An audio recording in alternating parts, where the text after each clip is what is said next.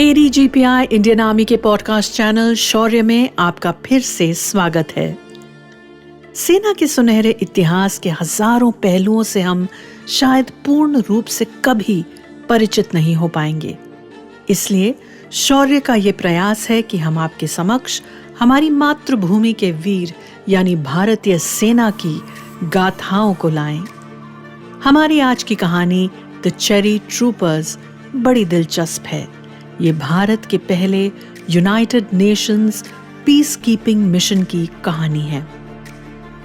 Japan ने वर्षों के युद्ध, हिंसा और राजनीतिक हेरफेर के बाद 1910 में कोरिया पर कब्जा कर लिया था, मगर 2 सितंबर 1945 को जापान ने इस देश को छोड़ दिया।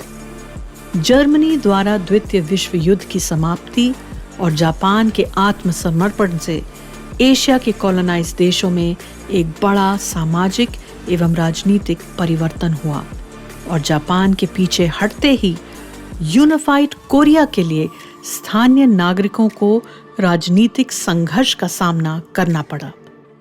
अमेरिका ने नॉर्थ कोरिया और उसके सोशलिस्ट सहयोगियों के खिलाफ होकर यूनाइटेड नेशंस के साथ गठबंधन किया। 25 जून 1950 को उत्तरी कोरिया ने दक्षिण कोरिया पर आक्रमण किया। यूनाइटेड नेशंस ने भारत से पीस कीपिंग मिशन के लिए सेना को भेजने को कहा। भारत उन 21 देशों का हिस्सा था जिन्होंने संयुक्त राष्ट्र के रेजोल्यूशन के तहत 1950-1953 तक कोरियाई युद्ध में भाग लिया था। 25 लाख लोगों की जान लेने वाले संघर्ष को समाप्त करने में भारतीय सेना की 3 इकाइयों ने अनूठी भूमिका निभाई थी। भारत के नेतृत्व में neutral Nations repatriation commission NNRC एवं custodian force of India CFI का गठन हुआ। इनको करीब 20,000 युद्ध बंदियों के अपने स्वदेश वापसी का जिम्मा दिया गया। जनरल KS तिमैया NNRC के चेयरमैन थे और लेफ्टिनेंट जनरल थोरट CFI के हेड नियुक्त हुए। CFI में सैनिक कई रेजिमेंट्स से शामिल किए गए थे, जैसे गढ़वाल राइफल्स, डोगरा, राजरिफ, जाट, महार, 2 पैरा आदि। 31 जुलाई 1950 को भारतीय संसद के एक विशेष सत्र में भारत के राष्ट्रपति डॉक्टर राजेंद्र प्रसाद ने कोरिया में UN की कार्रवाई पर अपनी सहमति व्यक्त की। इस समझौते के तहत एक तीसरी इकाई मेडिकल कंटिंजेंट भी उपलब्ध कराने का निर्णय लिया गया। भारतीय सेना की एकमात्र airborne medical unit 60 para field ambulance को शामिल किया गया। आजादी के बाद ये भारत का पहला विदेशी मिशन भी था। यूनिट की कुल संख्या 346 थी, जिसमें महिला चिकित्सा अधिकारियों और नर्सिंग अधिकारियों सहित 17 अफसर एवं 329 JCO और अदर रैंक्स शामिल थे। 20 नवंबर 1950 को लेफ्टिनेंट कर्नल रंगराज ने बुसान में कोरियाई धरती पर अपना पहला कदम रखा। जैसे ही उनकी लैंडिंग हुई तो यूनिट को ऑपरेशंस में तुरंत US 8th आर्मी के साथ शामिल होना पड़ा। कुछ हफ्तों बाद नवंबर 1950 में ही कम्युनिस्ट ताकतों ने पलटवार किया। इस ऑपरेशन के लिए इंडियन मेडिकल मिशन ने 27th ब्रिटिश कॉमनवेल्थ ब्रिगेड को मेडिकल कवर प्रदान किया और इस ब्रिगेड के साथ वे पूरे अभियान में जुड़े रहे। एक किस्सा उस एग्जिट ऑर्डर के इर्द गिर्द घूमता है, जब इसी दौरान चीनी सेनाएं यूनाइटेड नेशंस के नियंत्रण वाले इलाकों में घुस आई थीं। 60 पैराफील्ड एम्बुलेंस के लिए कोई परिवहन आवंटित नहीं था और वे अपने वर्ल्ड क्लास सर्जिकल इक्विपमेंट्स और सप्लाईज को छोड़ने के लिए अनिच्छुक थे। कर्नल रंगराज ने बाद में कहा, हमारे उपकरणों के बिना हमारा कोई उपयोग नहीं होता और हम आते ही इसे खोने का जोखिम नहीं उठा सकते थे। फिर क्या था, जहां चाह वहां रहा। दरअसल इस बार राह नहीं, रेल की पटरी थी। मतलब ये कि उन्हें एक रेल का स्टीम इंजन मिला और उसके साथ उसके डिब्बे। मरून बेरेज में इन एयरबोर्न एंजल्स या चेरी ट्रूपर्स ने एक ह्यूमन चेन बनाई और बाल्टियों में पानी भर भर के एक दूसरे को देते गए। इस तरह स्टीम इंजन के बॉयलर्स में पानी भरा गया और ट्रेन चलाई गई। यही वजह है कि 60 पैराफील्ड एम्बुलेंस को बकेट ब्रिगेड का भी उपनाम दिया गया। सावधानी पूर्वक योजना बनाई गई कि ट्रेन सोल तक हान नदी के पुल को समय पर पार कर ले, क्योंकि कम्युनिस्ट ताकतों का डर था कि वो इस ऑपरेशन की जानकारी मिलते साथ ही उस पुल को उड़ाने का बंदोबस्त कर सकती थी।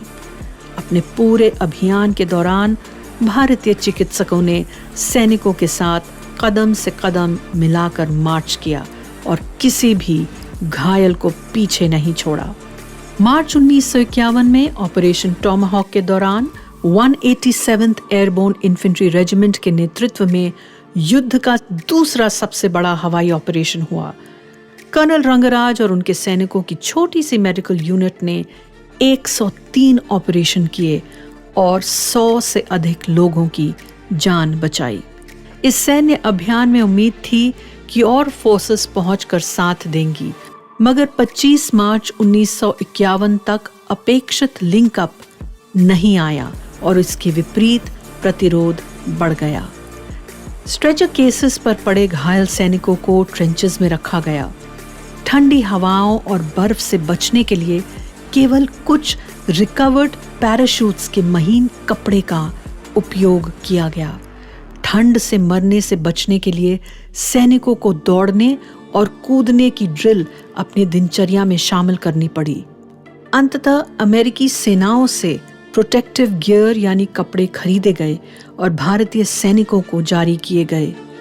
कई बार चाय और बिस्किट से पेट भरना पड़ता था, मगर किसी ने भी हार नहीं मानी। इस ऑपरेशन में major V Rangaswamy, captain NC Das और एक ऑपरेटिंग रूम असिस्टेंट नायक रतन सिंह को भारतीय सेना का तीसरा सर्वोच्च वीरता पुरस्कार वीर चक्र मिला।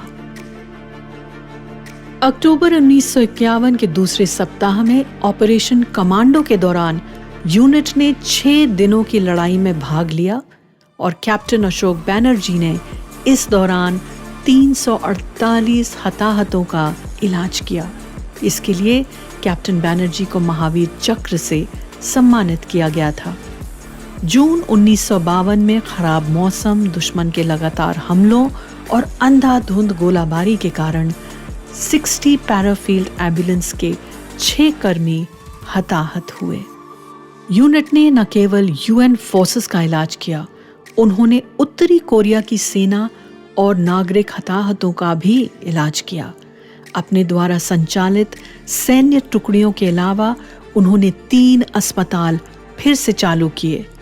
ब्रिटिश अस्पताल, प्रेस्बिटेरियन मिशन अस्पताल और ताइगू सिविल अस्पताल, जिसे पहले डेथ हॉस्पिटल के नाम से जाना जाता था। 60 पैराफील्ड एम्बुलेंस की मेडिकल टीम ने दिन रात काम किया और अस्पताल का दर्जा बदलकर लाइफ हॉस्पिटल कर दिया। उन्होंने first Republic of Korea army hospital भी चलाया और स्थानीय कोरियाई डॉक्टरों और नर्सों को प्रशिक्षित किया। The Koreans people army, Chinese people's volunteer NNRC और कोरियन मिलिट्री एडवाइजरी कमीशन ने हिंद नगर मेडिकल सोसाइटी नामक एक सोसाइटी का गठन किया और कस्टोडियन फोर्सेस के स्थान को हिंद नगर कहा गया। 1 अक्टूबर 1953 तक यूनिट ने एक अस्पताल, मोबाइल डिस्पेंसरी और चिकित्सा निरीक्षण कक्ष यानी मेडिकल इंस्पेक्शन रूम स्थापित कर लिया था। विदेशों में अब तक की सबसे लंबी भारतीय तैनाती 9 फरवरी 1954 को समाप्त हो गई। कोरिया में कॉमनवेल्थ डिवीजन बनाने वाले 16 देशों के 20,000 लोगों में से 60 पैराफील्ड एम्बुलेंस ने अपने लिए एक अनूठा नाम बनाया। अपने कार्यकाल के अंत में 60 पैराफील्ड एम्बुलेंस ने तकरीबन 2 लाख लोगों का इलाज किया था और लगभग 2,500 फील्ड सर्जरी की थी। भारत ने यूनाइटेड नेशंस में शांति प्रस्ताव रखा, जिसे दोनों पक्षों ने स्वीकार किया और 27 जुलाई 1953 को युद्ध विराम की घोषणा कर दी गई। 60 पैराफील्ड एम्बुलेंस ने यूनाइटेड नेशंस कमांड के सैन्य अधिकारियों से भी कई प्रशंसाएं अर्जित की, जिनमें जनरल डगलस मैकार्थर से unit citation US bronze star 18 और दक्षिण कोरियाई सरकार से चुंगमू विशिष्ट सेवा पदक शामिल हैं। इस यूनिट के 21 कर्मियों को सम्मानित किया गया। इन्हें महावीर चक्र, 6 वीर चक्र और 20 से अधिक मेंशंस इन डिस्पैचेस शामिल हैं। यूनिट को United Nations medal for Korea से भी सम्मानित किया गया, मगर इसे स्वीकार करने की अनुमति नहीं दी गई क्योंकि उस समय शायद ये विदेशी पुरस्कार था।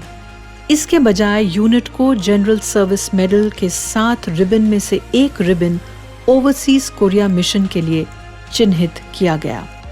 उनकी वापसी पर तत्कालीन भारतीय राष्ट्रपति डॉक्टर राजेंद्र प्रसाद ने प्रेसिडेंशियल ट्रॉफी प्रदान करने के लिए 10 मार्च 1955 को आगरा की यात्रा की एवं यूनिट को उनके अनुकरणीय कार्यों के लिए धन्यवाद दिया। चेरी ट्रूपर्स ने सेवा परमो धर्म के आदर्श वाक्य को नया आयाम दिया। लगभग 75 साल बाद भी बकेट ब्रिगेड अपनी त्रुटिहीन सेवा और शांति के प्रति प्रतिबद्धता के लिए याद की जाती है। कोरिया में कस्टोडियन फोर्स ऑफ इंडिया के फॉर्मेशन साइन पर अंग्रेजी में लिखा था, for the honour of India. निस्संदेह चेरी ट्रूपर्स, एनएनआरसी एवं सीएफआई ने भारत मां का मान कम नहीं होने दिया। हम आपके समक्ष फिर उपस्थित होंगे एक और वीर गाथा के साथ। तब तक के लिए सुनते रहिए, सुनाते रहिए ADGPI इंडियन आर्मी शौर्य। जय हिंद।